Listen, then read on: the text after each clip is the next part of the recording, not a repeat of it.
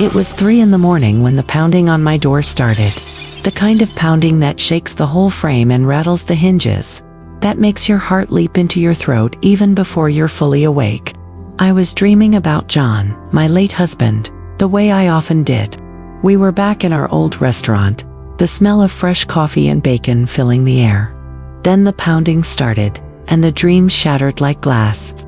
At first, I thought maybe I was still dreaming. Or maybe it was just some drunk neighbor stumbling home from the bar down the street. It happened sometimes in our building, an old 3-story walk-up in Mississauga that had seen better days. But then I heard the voice, and my blood ran cold. "Grandma Hattie, it's me, Ethan. Please, you have to open the door. You need to get out. Now." I knew that voice. Ethan Park, the sweet young man who lived in the apartment below mine on the first floor. He worked night shifts at some warehouse and always came home in the early morning hours. He was the one who helped me carry my groceries up the stairs, who shoveled the front walk when it snowed, who called me Grandma Hattie even though we weren't related by blood. His actual grandmother was back in Korea, and I think he missed her. I'd become a substitute of sorts. But I'd never heard him sound like this.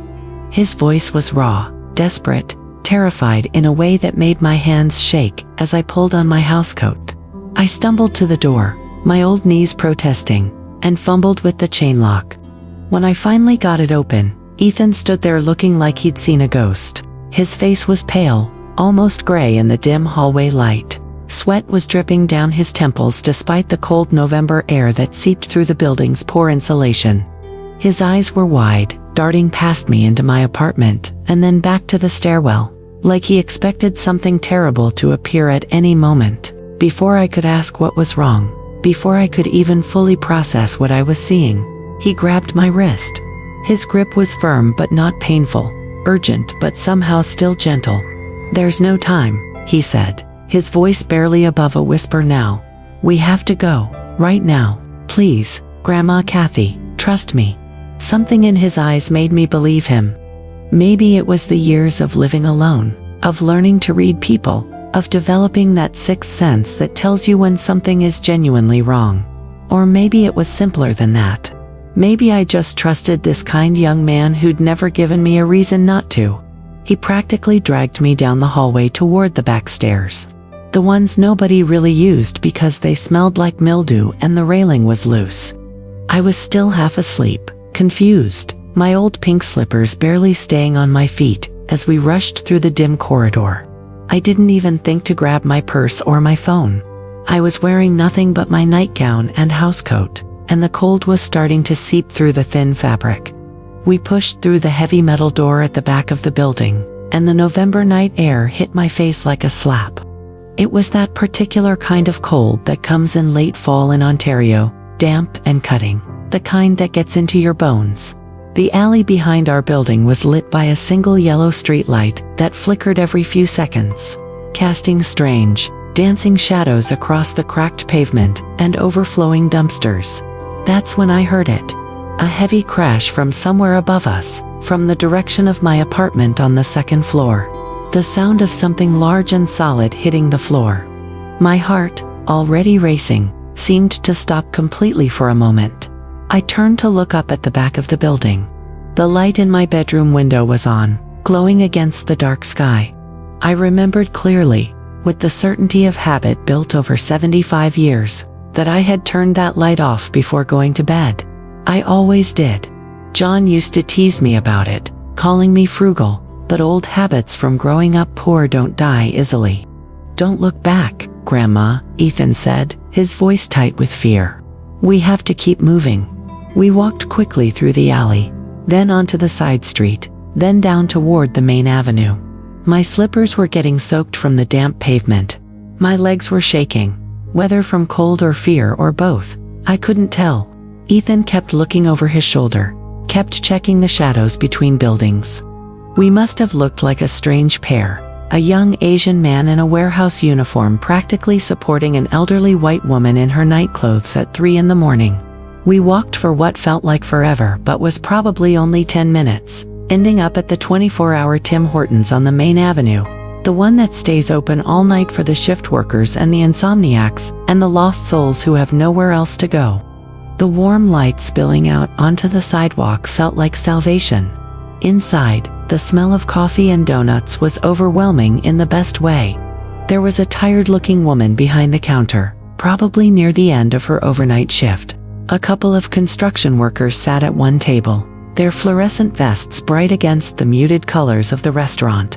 A man who might have been homeless dozed in the corner booth. Ethan ordered us coffee and a box of Timbits, and we sat in a booth near the back, away from the windows. He pushed the coffee toward me. "Drink," he said. "You need to warm up." My hands were shaking so badly I could barely hold the cup. The coffee was too hot and too bitter, but I drank it anyway, feeling the warmth spread through my chest. Ethan sat across from me, and for a long moment, we just sat there in silence. The fluorescent lights hummed above us. Someone's phone was playing music, tinny and distant. Then Ethan leaned forward, his face serious in a way I'd never seen before. The playful young man who joked about my cooking and told me stories about his coworkers had vanished. In his place was someone harder, older, determined. "Catherine," he said, using my actual name for the first time I could remember. "Your daughter-in-law is trying to kill you." The words hung in the air between us. For a long moment, I couldn't speak. Couldn't breathe, couldn't process what he'd just said. "Kill me." Melissa, my son Daniel's wife, the woman who'd seemed so kind when they first met, who'd brought flowers to Sunday dinners, who'd helped me set the Thanksgiving table with such care. "I know it sounds crazy," Ethan continued, his voice low and urgent. "I know you probably think I've lost my mind. But please, Grandma Kathy, just listen to everything I have to say before you decide I'm insane. Can you do that?" I nodded slowly. My throat felt too tight to speak. "Okay," Ethan said, taking a deep breath. "I need to tell you everything. And to understand why I'm so sure about this, I need to go back a few weeks." And so I listened. As the fluorescent lights hummed above us and the coffee grew cold in my hands, as the construction workers left and were replaced by an early morning cleaning crew, Ethan told me everything. But to make sense of his story, to understand why his words rang true in a way that made my soul ache, I need to take you back further. Back to when I first met Melissa Carter. It was 6 years ago, in the spring. Daniel brought her to my little house in Mississauga for the first time on a sunny Sunday afternoon. I remember I'd made a pot roast, one of Daniel's favorites, from when he was a boy. I'd spent all morning cleaning, making sure everything was perfect. It had been 2 years since John passed away, and I was still learning how to live alone in a house that felt too big and too quiet. When Daniel's car pulled up, I watched from the window as he opened the passenger door for her. She stepped out like something from a magazine.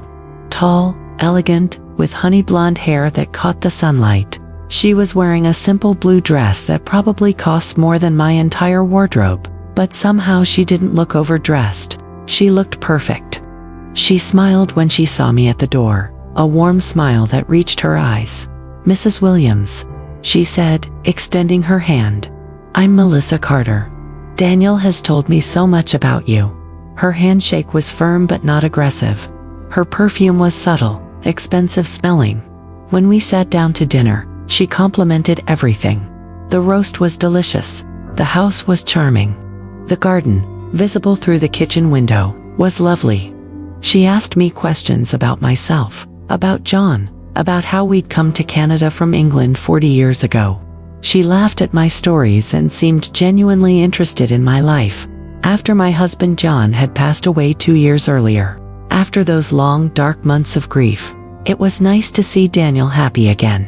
Nice to think about having a daughter-in-law, maybe grandchildren someday. Nice to imagine Sunday dinners as a family again, the house filled with voices and laughter, instead of just the ticking of the clock and the hum of the refrigerator.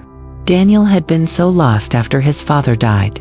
They'd been close, closer than Daniel and I had ever been.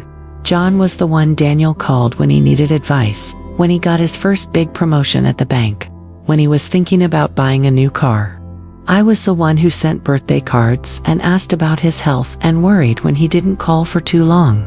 After John died, I felt like I'd lost not just my husband, but also the bridge that connected me to my son. But Melissa seemed to change that. Suddenly, Daniel was coming by more often, calling on weekends, inviting me to dinners at nice restaurants. I told myself that Melissa was good for him, that she was bringing out a side of him I hadn't seen in years. 6 months later, they got engaged. Daniel proposed to her at some fancy resort in Muskoka, got down on one knee by the lake at sunset. The whole romantic scene. He showed me pictures on his phone, both of them glowing with happiness. The ring was enormous, must have cost 3 months of his salary at least. I remember thinking that it seemed excessive, but I didn't say anything. Young people had different ideas about these things nowadays. They started planning the wedding immediately. Melissa wanted something big, elegant, at one of the nice hotels in downtown Toronto. 200 guests, live band, elaborate flowers. The kind of wedding that costs as much as a down payment on a house. Daniel's salary at the bank was good, but not that good. That's when Melissa mentioned, casually, over coffee at my kitchen table, that they'd found a beautiful townhouse in Oakville. 3 bedrooms, 2 bathrooms, a small backyard. Perfect for starting a family, she said. The problem was the down payment.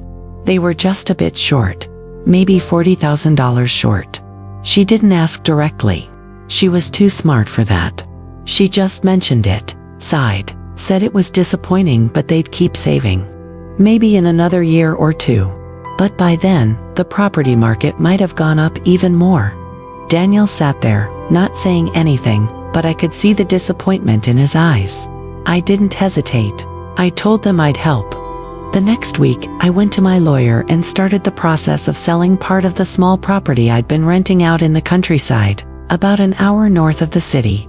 The land and house that John and I had bought 30 years ago, when we still dreamed of retiring somewhere quiet, somewhere we could see stars at night and hear birds in the morning instead of traffic and sirens. We'd never made it to retirement. John got sick before we could move there. We'd kept the property anyway, renting it out to help with income. It wasn't worth a fortune, but it was something. It was security. It was proof that 2 immigrants who'd arrived in Canada with almost nothing had built something real, something solid. I sold half of it. Got $42,000. I gave it all to Daniel and Melissa. I also helped them buy furniture. Gave them another $5,000 for that. Paid for part of their honeymoon to Mexico, another $3,000. By the time everything was done, I'd given them just over $50,000. Most of what I had in savings was gone. But Daniel was my only child, the only family I had left. Of course I wanted to help him start his life. Of course I wanted him to be happy. Isn't that what parents do? Give everything they have to their children and hope it's enough. The wedding was beautiful. Melissa looked like a princess in her white dress. Daniel looked handsome in his tuxedo, so much like his father that my heart ached. I sat in the front row and cried through the whole ceremony, and people probably thought I was crying from joy. Maybe part of me was, but another part was crying for John, wishing he could have been there to walk our son down the aisle, to give a father's speech at the reception. The change didn't happen all at once. It was so gradual that I didn't notice it at first. Like watching ice form on a lake, you don't see it happening. You just wake up one morning and realize the water is frozen solid. It started with small comments. We were having dinner at their new townhouse, maybe 2 months after the wedding. I'd made my butter chicken, a recipe I'd perfected over years of trial and error. Melissa took one bite and said, "Canadian food is so bland, Catherine. Don't you know how to add any flavor? My mother's Korean cooking has so much more depth." I laughed it off, made a joke about British Canadian cooking being notoriously boring, but it stung. I'd spent all afternoon making that meal. Then there were comments about my health. "You really shouldn't cook with so much butter, Catherine. It's so unhealthy. No wonder you have high blood pressure. You need to watch your cholesterol at your age. Or, you're eating white bread. Don't you know how bad that is for diabetics? Even if you're not diabetic yet, at your age, you need to be careful." She'd complain about my television being too loud when she called Daniel. About my friends visiting too often, making noise in the hallway. About my furniture being old-fashioned and outdated. You really should think about updating your decor, Catherine. This style is so 80s. It's depressing. I tried to brush it off. Tried to tell myself she just had different tastes, that she was young and modern, and I was old and set in my ways. Tried to tell myself that daughters-in-law and mothers-in-law always had friction, that it was normal, that we'd work through it. But then John got sick again. Or rather, I found out the cancer had never really gone away. It had been hiding, quiet and patient, waiting to come back stronger. By the time we caught it, it was everywhere. Stage 4. Terminal. The next 6 months were a nightmare. Hospital visits, treatments that made John so sick he couldn't eat. Watching the man I'd loved for 50 years waste away until he was barely recognizable. I spent every penny I had left on his care. The insurance covered some of it, but not nearly enough. I ended up selling the restaurant we'd run together for 20 years, a little breakfast place that had been our pride and joy. Sold it for less than it was worth because I needed the money quickly. John died on a Tuesday in October. The leaves were changing colors, his favorite time of year. His last words to me were, "Take care of our boy." I promised him I would. After the funeral, after everyone left, and the casseroles people had brought had been eaten or thrown away, I was alone in that house, drowning in grief and bills. The mortgage was almost paid off, but there were still property taxes, utilities, groceries. My pension barely covered it all. I was 70 years old and felt like I was barely surviving. That's when Melissa suggested I move in with them. We were sitting in my living room. It was a gray November day, rain pattering against the windows. I'd been crying again, something I did a lot back then. Melissa sat down next to me on the couch and put her arm around my shoulders. "Mom," she said, using that term for the first time. It should have felt warm. Instead, it felt calculated. "You shouldn't be alone right now. This house is too big for one person. All these memories must be so painful. Why don't you move in with us? We have that spare bedroom. It'll be easier for everyone. We can take care of you." The way she said it made it sound like I was the one who needed help, like I was helpless. But I was tired, so tired. The thought of staying in that house alone, of waking up every morning and remembering that John would never walk through that door again, was unbearable. Daniel agreed immediately. "It's a great idea, Mom. We'd love to have you. You can help out around the house, cook sometimes. It'll be like a family again." I agreed. We put my house up for rent, found a nice young couple who worked in the city. The rental income would help cover my expenses, give me a little financial cushion. I packed up my life into boxes and moved into the spare bedroom in Daniel and Melissa's townhouse in Oakville. At first, it seemed like a blessing. I had company. I had family around me. The house was always warm, always had food, always had voices. Daniel would come home from his banking job and tell me about his day. Melissa would sometimes sit with me and watch television in the evening. But within weeks, I started to understand. This wasn't a home. This was a cage. Melissa controlled everything. She had opinions about what I cooked, how I cooked it, when I cooked it. She'd stand in the kitchen doorway with her arms crossed, watching me, making suggestions that were really orders. "Don't use so much salt. Daniel's blood pressure is creeping up. Use less oil, more vegetables. No, not those vegetables. They're not organic." She controlled what I watched on television. If she wanted to watch something, my show would be turned off mid-episode. If I was watching the news too loudly, she'd come in with a pained expression and turn it down without asking. My bedroom was supposed to be my private space, but she'd come in to check on things, rearranging my belongings, throwing away things she deemed clutter. She controlled who I talked to. When my friend Margaret called, Melissa would stand nearby, listening. After I hung up, she'd make comments. "Margaret talks so much about nothing. Don't you find her exhausting?" Eventually, I stopped calling Margaret back. It was easier than dealing with Melissa's passive-aggressive comments. When COVID hit in 2020, everything got worse. Melissa insisted I couldn't go out at all. too dangerous for someone my age," she said. I was high risk. One trip to the grocery store could kill me. She'd do all the shopping, all the errands. I just needed to stay home and stay safe. At first, I appreciated it. The virus was scary, and I was frightened. But weeks turned into months, and I realized I'd become a prisoner. Even after vaccines came out, even after the pandemic started to ease, there was always some reason I couldn't leave. Flu season, bad weather. My blood pressure was high. My knees were acting up. I might fall. I started noticing conversations that would stop when I entered a room. I'd be walking toward the kitchen and hear Melissa's voice, low and angry, and Daniel's voice responding. But as soon as I appeared in the doorway, sudden silence, fake smiles. One night, I couldn't sleep. I got up to get some water and heard Melissa on the phone in the living room. She must have thought I was asleep.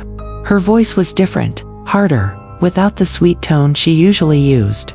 "Daniel's mother is driving me crazy, Sarah. I can't even have a romantic dinner with my husband in my own home without her shuffling around in her bathrobe.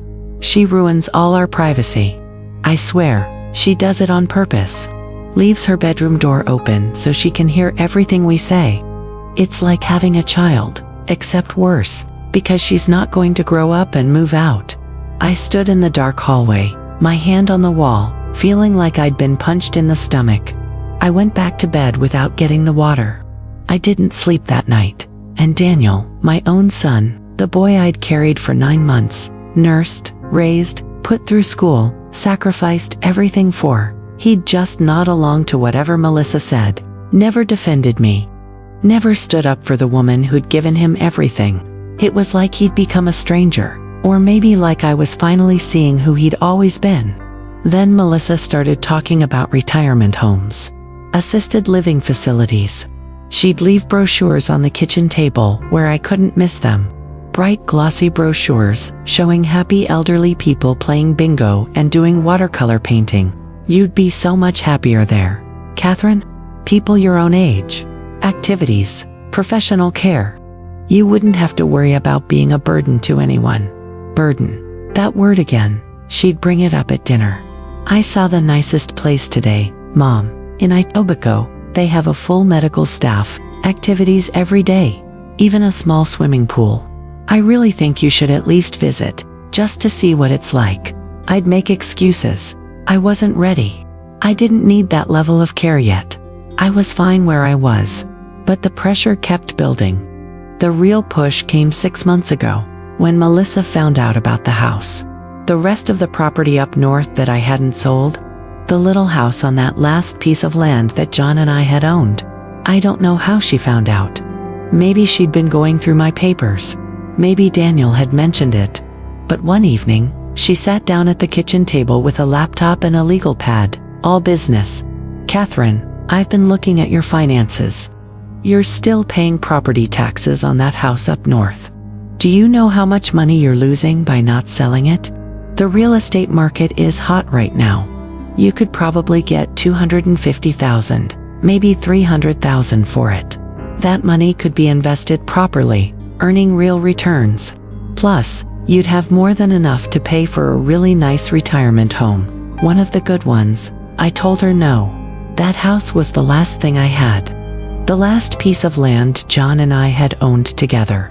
The last proof that we'd built something in this country. I told her it would go to Daniel when I died, but not before. It was my security, my insurance, my legacy. Her smile didn't reach her eyes. "Mom, I'm just trying to help you make smart financial decisions. You're not getting any younger. What if something happens to you? What if you need expensive medical care? That house is just sitting there, being a burden. Think about it, at least." But I wouldn't think about it. I refused to discuss it. Every time she brought it up, I'd change the subject or leave the room. That's when everything changed. I could feel it in the air, like a shift in atmospheric pressure before a storm. The way Melissa looked at me. The way she and Daniel would whisper when they thought I couldn't hear. The way the house suddenly felt colder, more hostile. I'd become an obstacle. A problem to be solved. And I was starting to be afraid. Back in the Tim Hortons, As the sky outside began to lighten with the first hints of dawn, Ethan continued his story. I worked night shifts at a warehouse near the airport, he said. Usually, I get home around 3 or 4 in the morning. About 3 weeks ago, I started noticing a black SUV parked outside our building. Always late at night, always the same vehicle. At first, I didn't think much of it. Maybe someone visiting a girlfriend, having an affair, something like that. None of my business. He paused, took a sip of his cold coffee, made a face. But then I started seeing your daughter-in-law. She'd show up in that SUV with your son, and sometimes another guy, big guy, kind of rough-looking. They'd sit in the car for a while, talking. Then they'd come into the building. I got curious, started paying more attention. One night last week, I came home earlier than usual. My shift got cut short because the machines broke down. It was around midnight. I saw the SUV again, so I parked my car down the street and waited. Maybe half an hour later, I saw them come out. Your son, your daughter-in-law, and that big guy. They were talking, and the windows were down a bit because it wasn't too cold that night. Ethan leaned forward, his voice dropping even lower. I got out of my car and walked by, real casual, like I was just going to my apartment, and I heard them. Grandma Hattie, I heard them talking about you. My hands went numb. What did they say? Your daughter-in-law was angry. She was saying that you refused to sell some house, that you were being stubborn and difficult, that she'd tried everything, been patient for years, but enough was enough. And then the big guy. He said something that made my blood run cold. Ethan's jaw was tight. He said, "You want it to look like an accident. We can do that. A fall in the bathroom. A tumble down the stairs. Old ladies fall all the time. Nobody questions it. Insurance pays out. Everybody's happy." I felt like I was going to be sick. And Daniel? What did Daniel say? Ethan's eyes were sad. He asked how much it would cost. The words hit me like a physical blow. My son, my baby boy, the child I'd rocked to sleep, whose tears I'd dried, whose scraped knees I'd bandaged. He'd asked how much it would cost to kill his own mother. I didn't know what to do, Ethan continued. I mean, I couldn't go to the police with just that. They'd say I misheard, or I was exaggerating, or that it was just talk, not a real plan. So I did something probably stupid. I told my brother. Your brother, Michael. He's 8 years older than me. He was a cop for a while, but then he started his own private investigation agency, Park and Associates.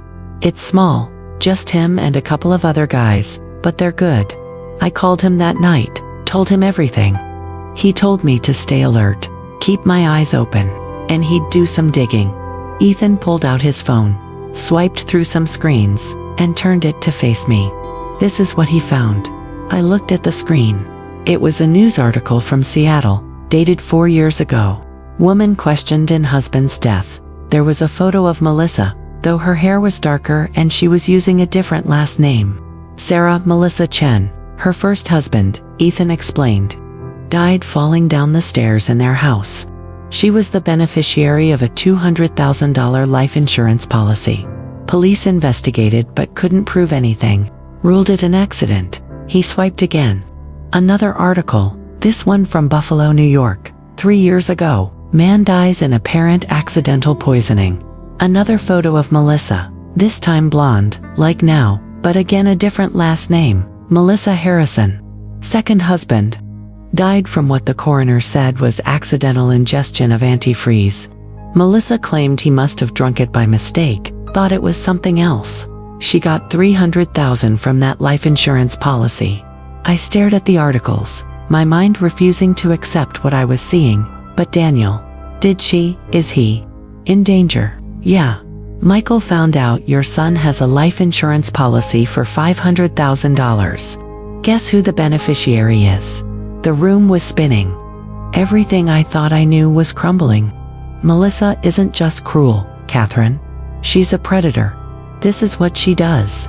She finds men with money, or men with mothers who have money. She marries them. She takes what she can, and when there's nothing left to take, they die. And it always looks like an accident. We have to go to the police, I said. We have to tell them. We will, Ethan said. But Michael says we need more. We need proof that would stand up in court. We need to catch her actually trying to do it. That's why he's coming to get us. We're going to set a trap. 20 minutes later, a blue Honda pulled up outside the Tim Hortons. A man got out, and I could immediately see the family resemblance. Michael Park was taller than Ethan, broader in the shoulders, with the same dark eyes but a more serious face.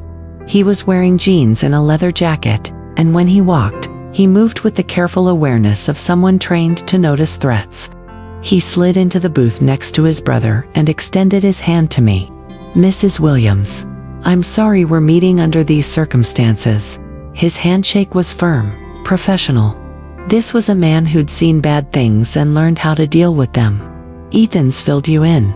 I nodded. Good. Here's what we know and what we need to do. He pulled out a tablet and opened several files. Photos, documents, police reports, everything Ethan had told me, plus more. 2 dead husbands.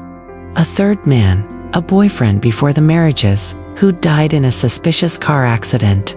Melissa had been the beneficiary of his life insurance too. She's done this at least 4 times that we can prove, Michael said, probably more. She's careful. She waits years between incidents. She moves to different cities, uses different variations of her name. She marries men who are isolated, who don't have strong family connections. Your son fit her profile perfectly. Only child, father dead, mother elderly. But she made a mistake with you, he continued, looking at me. You were supposed to be easy to manipulate, easy to control. She didn't expect you to be strong. And she definitely didn't expect you to have a guardian angel downstairs. He smiled at his brother. So here's the plan. We take you to my office. It's secure, it's safe, and you can stay there as long as needed. We document everything. I've already been taking photos and videos. We wait, and when they make their next move, we catch them. What if they don't? I asked. What if they just leave me alone now? Michael shook his head. They won't. You're a loose end. You have property they want. As long as you're alive, they can't get it. They're committed now. They'll try again, probably soon. We drove to Michael's office in downtown Toronto. It was on the 3rd floor of an older building, above a Korean restaurant and a dry cleaner. The office was bigger than I expected. 3 rooms, a main area with desks and computers, a small conference room, and a back room with a couch that folded out into a bed. You'll stay here, Michael said, showing me the back room. Bathrooms through that door. Kitchen area has a microwave, coffee maker, small fridge. We'll bring you food. You don't leave unless one of us is with you. Understood. For the next 3 days, I lived in that office. Michael and Ethan took turns staying with me.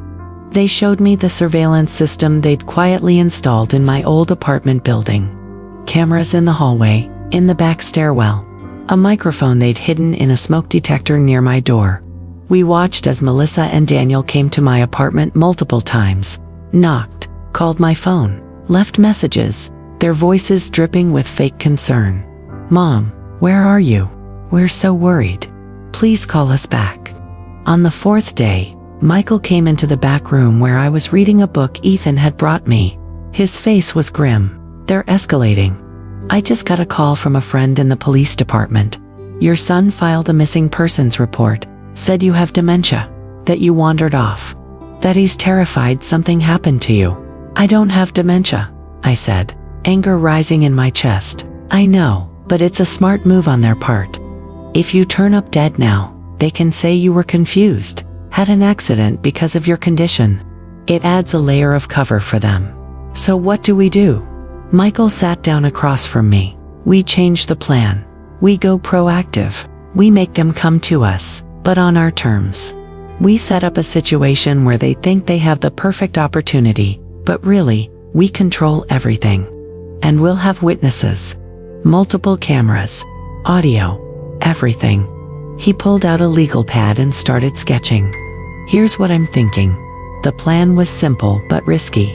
I'd call Melissa and Daniel. Tell them I'd been staying with a friend because I was frightened after hearing noises in my apartment. Tell them I was ready to come home, but I was scared. Ask if they could come check the apartment with me. Make sure everything was safe. Michael was betting that they'd see this as the perfect opportunity. Me, alone with them in my apartment, frightened and vulnerable. They'd bring something. Poison, most likely. Something that would seem like a heart attack or a stroke. But we'd be ready. Michael had upgraded the cameras in my apartment. Multiple angles, all high definition, all recording to a cloud server they couldn't access or delete. He'd installed a small audio recorder in my coat pocket, and he'd have a team outside, ready to move in the moment anything happened. But what if they're violent? I asked. What if they don't use poison? What if they just push me down the stairs? Then we intervene immediately, Michael said. You'll have a panic button. One press, and we're through that door in seconds. I won't let anything happen to you, Mrs. Williams. You have my word. On the 5th day, I made the call. My hands were shaking as I dialed Daniel's number. He answered on the second ring. Mom, is that you? Where are you? We've been so worried. His voice sounded genuinely concerned. For a moment, I almost believed him. Almost thought maybe this was all a terrible misunderstanding. I'm fine, Daniel. I've been staying with my friend Margaret. I got frightened the other night. I heard noises in my apartment, and I panicked and left. You should have called us, Mom. We would have helped you. Have you been taking your medication? There it was. The suggestion that I wasn't thinking clearly, that I was confused. Yes, of course. Daniel, I want to come home, but I'm still nervous. Could you and Melissa come to the apartment with me tomorrow? Just to check and make sure everything's okay? I'd feel so much better with you, there. There was a pause. I could almost hear him and Melissa conferring, probably with hand signals. Of course, Mom, we'll come first thing tomorrow morning. Say 9 o'clock. We'll check everything. Make sure you're safe. Maybe we can even have breakfast together, like old times. That sounds wonderful. Thank you, Daniel. We love you, Mom. We just want you to be safe. I hung up and immediately started crying. Michael put a hand on my shoulder. I know this is hard, but you're doing the right thing. Think about the next person she'd do this to if we don't stop her. That night, I couldn't sleep. I lay on the fold-out couch in Michael's office, staring at the ceiling, thinking about my life, about John, about baby Daniel, the way he'd looked up at me with such trust, about all the choices that had led me to this moment. The next morning, Michael went over everything one more time. The cameras were active. The audio recorder was in my coat pocket, already on. Ethan would be positioned in a car outside. Michael would be in the apartment next door. The tenant had agreed to let him use it. 2 other investigators from his agency would be in the lobby, and in a van outside. If anything feels wrong, if they do anything that frightens you, you press this button. He showed me the panic device, disguised as a medical alert pendant. The moment you press it, we come through that door. Don't try to be a hero. Your job is to get them talking. Get them to reveal their intentions. Our job is to keep you safe. At 8:30, Michael drove me to my apartment building in Mississauga. We sat in the car for a few minutes, just breathing. You can still back out, he said. We can find another way. I shook my head. No, this ends today. I walked into my building alone, carrying my purse with the audio recorder. Climbed the stairs to my apartment on the 2nd floor. The hallway smelled like someone had cooked curry last night. Everything looked normal, mundane, safe. But I knew it wasn't. I unlocked my apartment door and stepped inside. The place was exactly as I'd left it that night when Ethan had pulled me out. My bed was unmade. Dishes in the sink. A magazine open on the coffee table. But something felt wrong. I couldn't put my finger on it. Just a feeling, a prickling at the back of my neck. At exactly 9 o'clock, there was a knock at the door. I looked through the peephole. Daniel and Melissa, both smiling. I opened the door. Hi, Mom, Daniel said, pulling me into a hug. We missed you so much. Melissa hugged me too. She smelled like expensive perfume and something else. Something chemical I couldn't identify. They came inside and looked around. Everything seems fine, Mom, Daniel said. No sign of any break-in or anything. You probably just heard the neighbors. You know how thin these walls are. I brought you something, Melissa said, reaching into her large designer handbag. She pulled out a glass bottle filled with red liquid. It's a Korean red ginseng drink. Very healthy. It'll help with your stress and anxiety. My mother swears by it. She handed me the bottle. It was cold, like it had been in a refrigerator. That's very thoughtful, I said, taking it. My hands were steady, even though my heart was hammering. Should I drink it now? Oh, you should definitely drink it now, Melissa said, her smile not quite reaching her eyes. It works best on an empty stomach. Trust me, you'll feel so much better. I looked at the bottle, then at Daniel, my son, my only child. Daniel, would you like some? We could share it. Oh no, Melissa said quickly. That's the last bottle I have. I brought it specially for you, Mom. Daniel doesn't need it. His stress is manageable. I unscrewed the cap slowly. The liquid smelled sweet, almost too sweet, with an underlying bitterness. Actually, I said, I need to use the bathroom first. All this anxiety, you know, my bladder isn't what it used to be.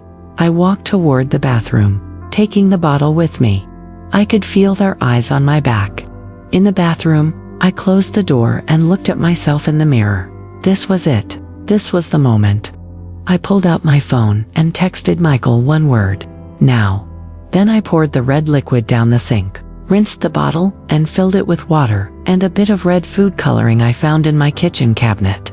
I'd done this part back when I first entered, during those few minutes alone. I waited 30 seconds, then flushed the toilet and ran the sink. When I came out, I was holding the now empty bottle. That was delicious, I said. Thank you, Melissa. You're so thoughtful. The look on Melissa's face, I'll never forget it. Triumph. Pure triumph. How do you feel? She asked, stepping closer. Any tingling, dizziness? No, I feel fine. Why would I feel dizzy? Daniel was looking at his watch. Melissa was staring at me intently, like she was waiting for something. Mom, maybe you should sit down, Daniel said. You look pale. I'm fine, I said. But I sat down anyway, on the couch. Actually, Daniel, I've been meaning to ask you something. About that house up north, the one I still own. What about it? Melissa asked, sitting down next to me. Too close. I've been thinking about what you said, about selling it. Maybe you were right. Maybe I should sell it and move into one of those nice retirement homes. I'm getting too old to manage things on my own. Melissa's eyes lit up. Really? Oh, Catherine, that's such a wise decision. I can help you. We can start the paperwork this week. I have a real estate friend who can list it right away. There's just one thing, I said, looking directly at her. When you married Daniel, did you love him, or was he just another Mark? The room went completely silent. Melissa's smile froze. Mom, what are you talking about? Daniel said. What kind of question is that? The kind of question a mother asks when she finds out her daughter-in-law has killed 2 previous husbands. Melissa stood up fast. Too fast. That's insane.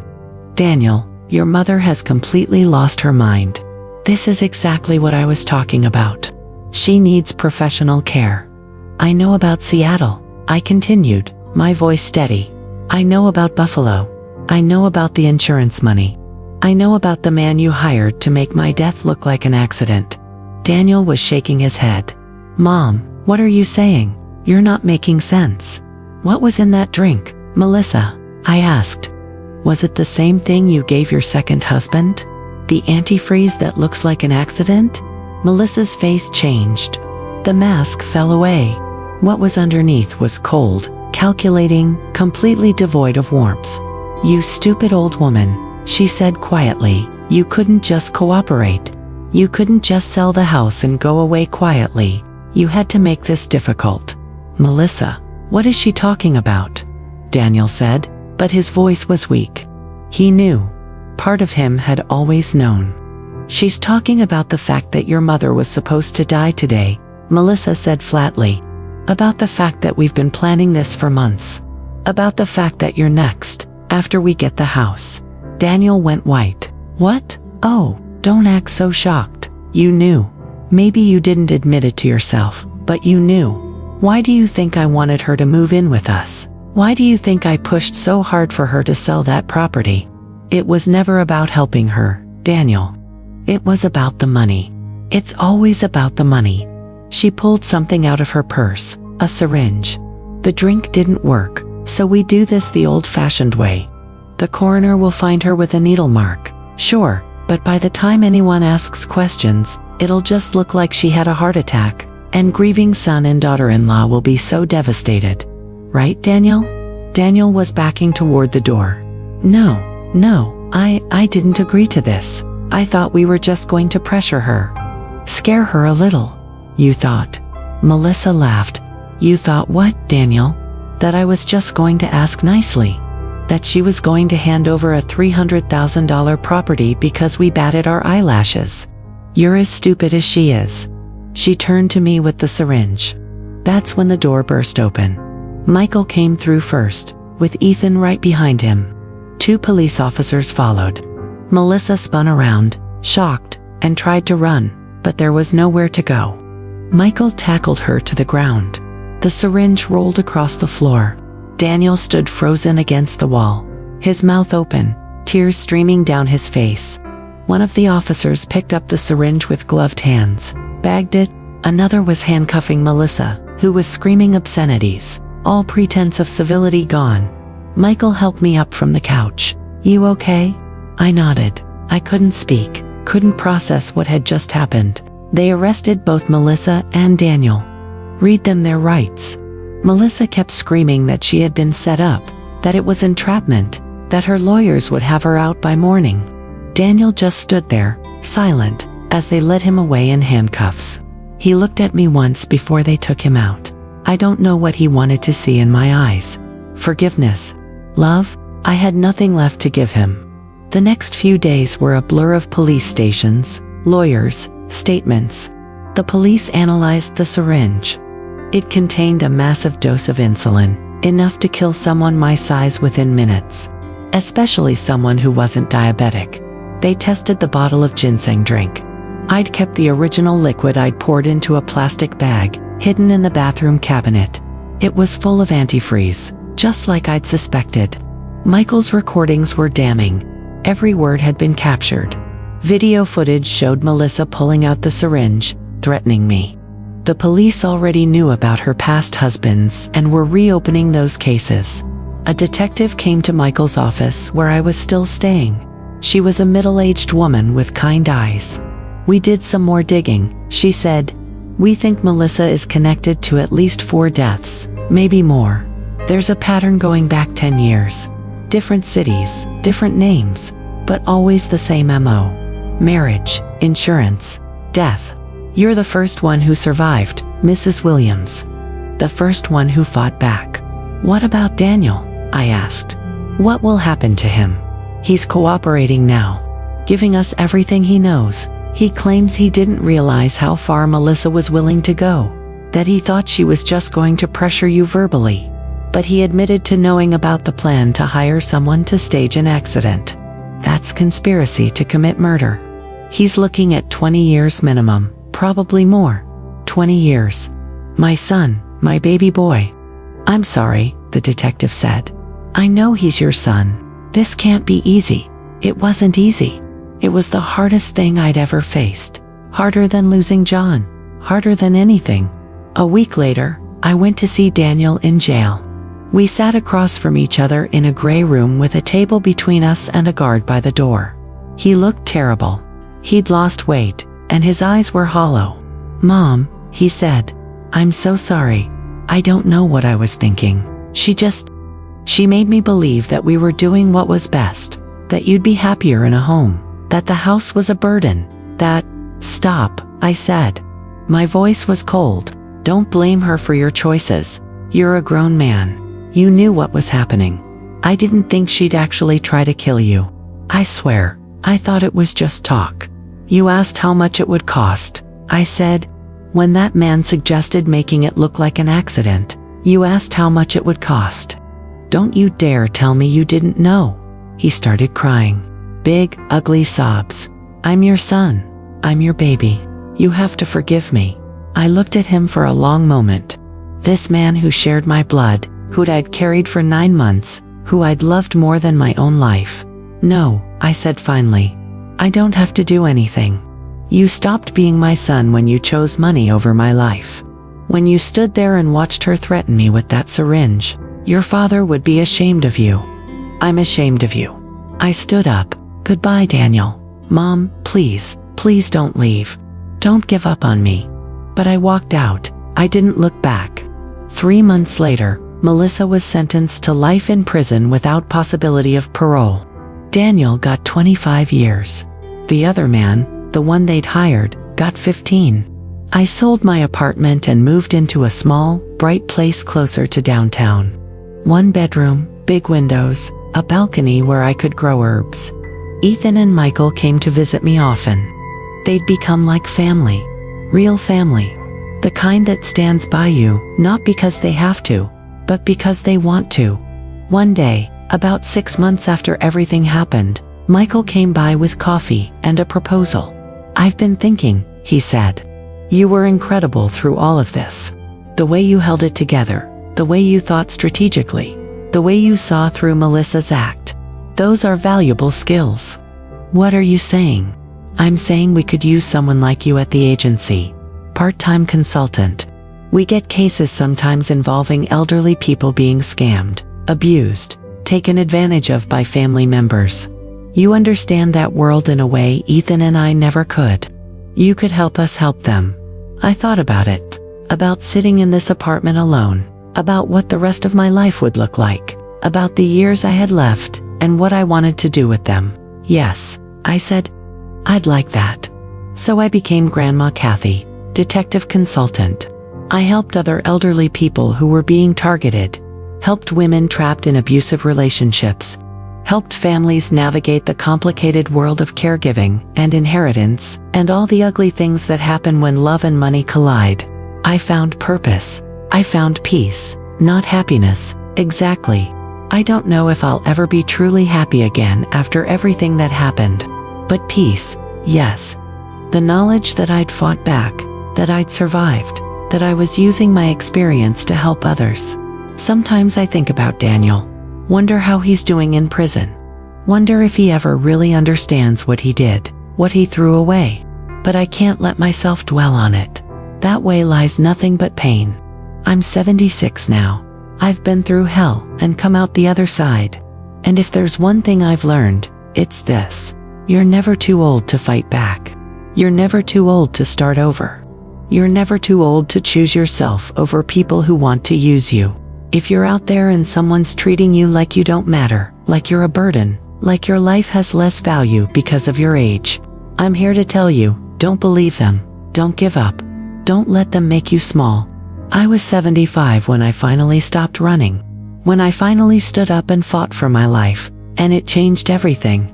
So let me ask you something. Have you ever seen someone in your family turn their back on the people who raised them? Have you ever wondered how far someone would go for money? Tell me in the comments. I want to hear your stories. And if my story reached you today, if it meant something to you, don't forget to like this video and subscribe to this channel. Turn on that notification bell so you don't miss the next story. Because I've got more to tell. Stories about justice, about survival, about people who refuse to give up. I'll leave 2 more stories on your screen right now. Stories that I think might change the way you see family forever. Thank you for listening. And remember, it's never too late to save your own life.